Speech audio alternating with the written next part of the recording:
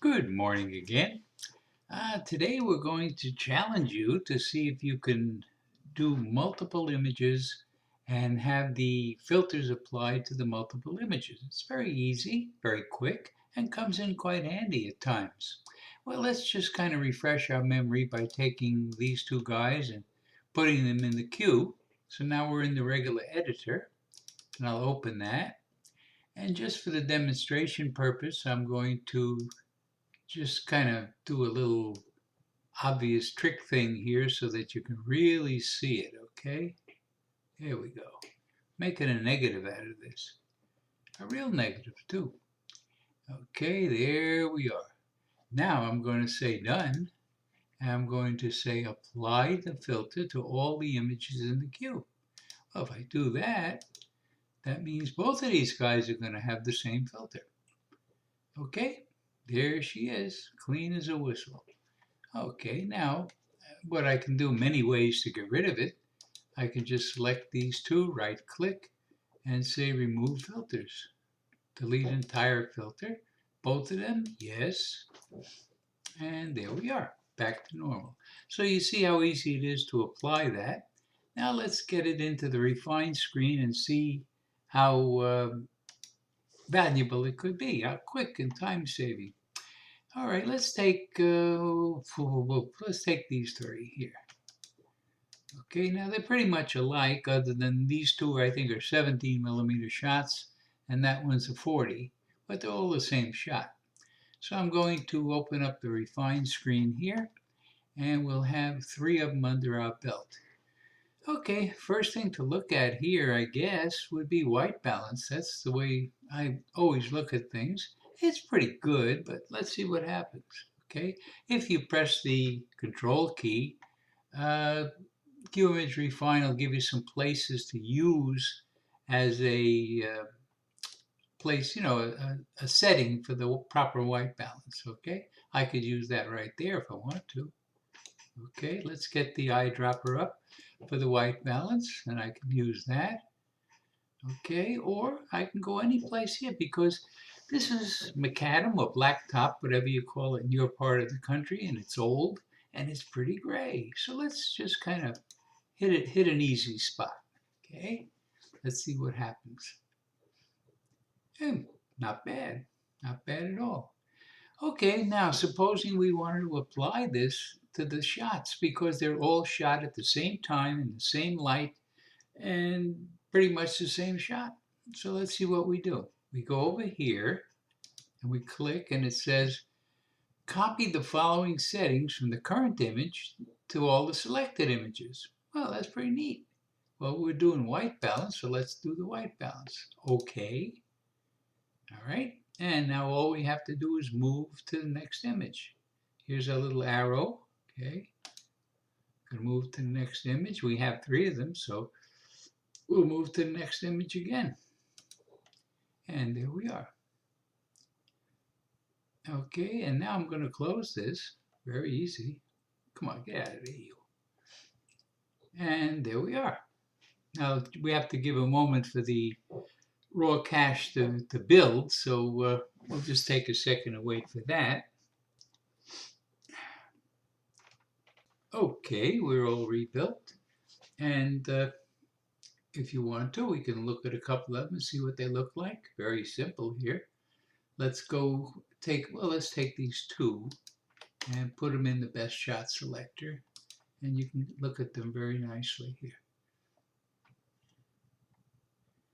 Okay.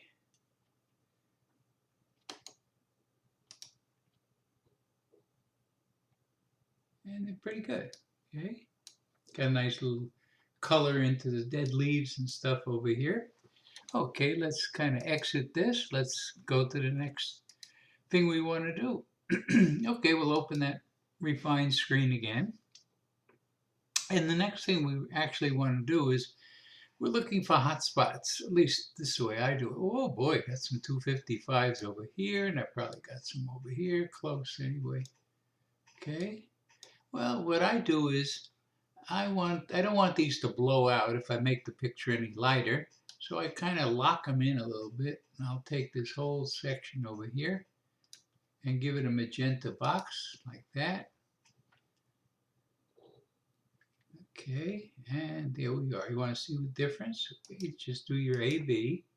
You can see that the magenta box darkened the picture a little bit, but it locked this in, so I'm not going to blow out those clouds. Okay, let's go back to what we're trying to do. This time we're going to say we want the exposure to be passed on to the next images in the queue. Okay, here we go. Okay, I'm going to close this now and let it rebuild those raw cache files again, and just give it a second. Okay, ready to go. All right, let's look at it again one more time. We're not going to belabor this too much, but just to give you an idea of what's going on here. Okay, there we are so far.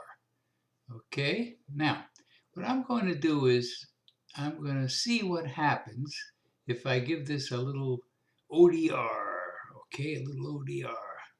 So just for the fun of it, I'm going to draw a little box this way and see what happens.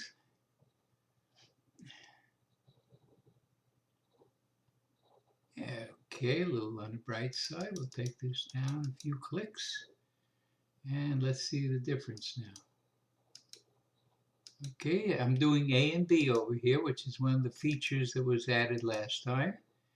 And put a little pep into this thing, maybe a bit too bright, maybe a bit too bright. Well, if it's a bit too bright, leave off some of the dark. Let's kind of just stay like right in here. Okay, let's see what we get here. Well, we got to knock that thing back down again to a 0. There we go. Okay, let's see what we got. Let's do our A and B. Pretty good, pretty good. Now, let's see what we can do about moving it up. Okay, now that's fill light and ODR. Okay, okay. Now we go to the next one.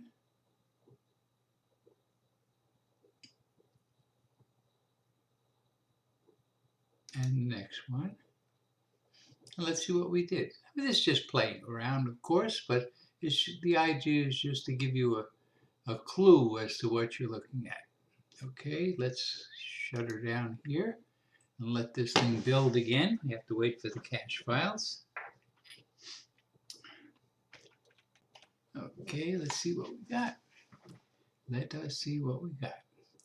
Well, okay, I think that's the easiest way is to just hit the space bar and see what we got here. Okay, we've retained our white clouds, we've retained our blue sky, we got plenty of detail all around in here. Next image, using the same parameters, got nice puffy clouds, good detail in here, everything is nice. Maybe that could be a skinch light, well, you can work on that.